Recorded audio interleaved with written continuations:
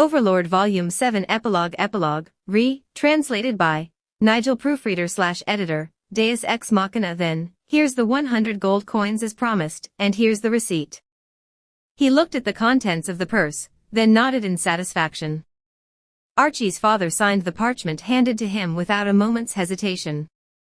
Finally, he put his family's seal on it. The practiced nature of these movements proved that he had done them several times before. Will this be all right? The man looked at the parchment and then nodded. If Hecarim and Imina were here, they would have looks of absolute disgust on their faces. This man was the one who had gone to the inn where Forsyth had stayed. He looked over the parchment that had been handed to him several more times, made sure everything was in order, and that the ink had dried, then rolled it up and slotted it into the parchment case. I've confirmed that there's no problems. Then, the man indicated the purse before Archie's father. Aren't you going to make sure? A coin more or less isn't a big deal. Really now, the man replied to Archie's father as he nodded grandly. Of course, he had checked it earlier, and the full amount was there. However, a family whose fortunes had declined enough to borrow money to survive could not take even a single gold coin for granted. No, perhaps this family had been doomed once someone like him had become its heir.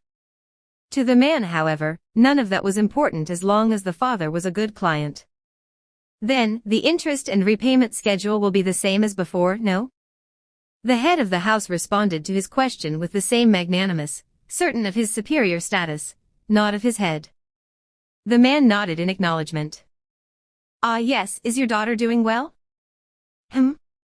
The man remembered that this family had 3 daughters, and so he added, I refer to Archie-san. Oh, Archie. She's off earning money. Is that so? And what are you doing while your daughter's making money? The man adeptly hid the look of disdain in his eyes as the thought crossed his mind. He could not help but pity the girl for having such a father. After all, the man was not a monster. It was simply that the most important thing was that the principal and interest had to be paid, and that they had to keep borrowing money from him. He had no intention of interfering with other people's families. She brings a few coins back, and she gets all carried away. As he heard the father's unhappy reply, the man furrowed his brows. It would be troublesome if any sticky business happened which hampered their ability to pay up. Besides, the interest from this family had made him a fortune, so he would like very much to keep doing business with them. Therefore, he decided to try asking about something which he would normally not have bothered with. Did something happen? No, nothing of the sort. Just a daughter forgetting how much care she received ever since she was a child, and going against her father. That's good, honestly. I need to give her a good scolding. She needs to know the attitude a noble ought to have. The man would never speak what was in his heart. However, he had this one thing to say. It must be tough. Exactly.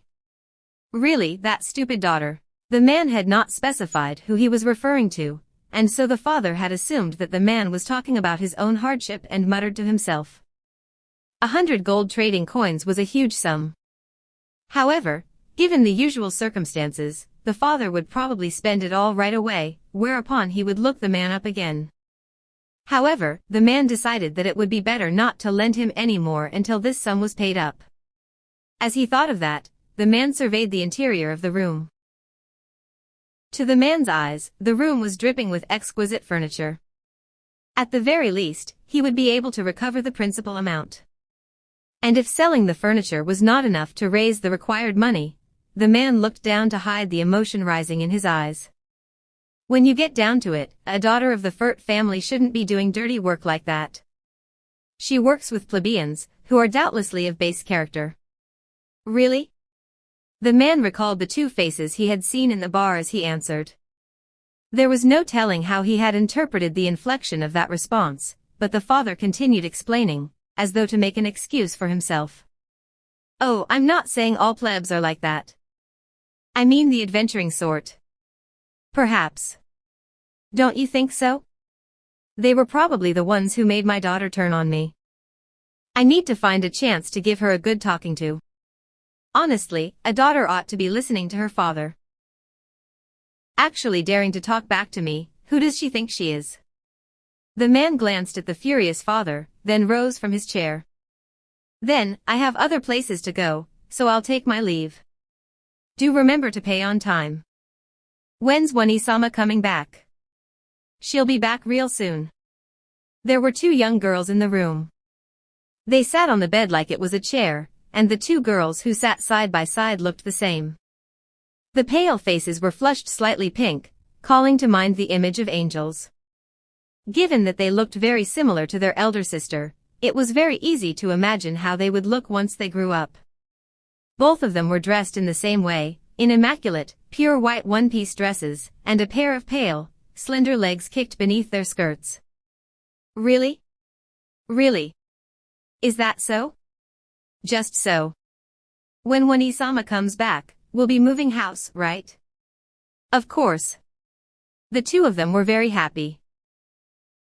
They had not seriously thought about what moving house entailed, only that the big sister they loved the most would no longer leave them. That made them very happy.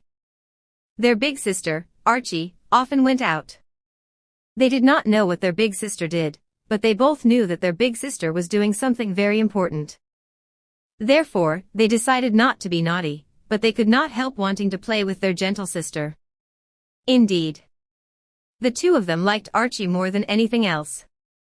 They liked their gentle, yet knowledgeable sister who treated them nicely. Why isn't Wani-sama back yet? Why isn't she back yet? I'm looking forward to it, Kudurika. Very much, Yulirika. I want Wani-chan to read me a story. I want Wani-chan to sleep with me, Kudurika. You're so cunning, Yulirika. You're cunning too. After that, the two of them looked at each other, and then smiled in the same happy way, before laughing in an adorable fashion, like the tinkling of silver bells. Then, Kudurika can come sleep with Wani-sama too. Yulirika can sleep with Wani-chan too. Then, the two of them laughed. They imagined the happy times that would soon be upon them. Clone. New paste. Few persons can be made to believe that it is not quite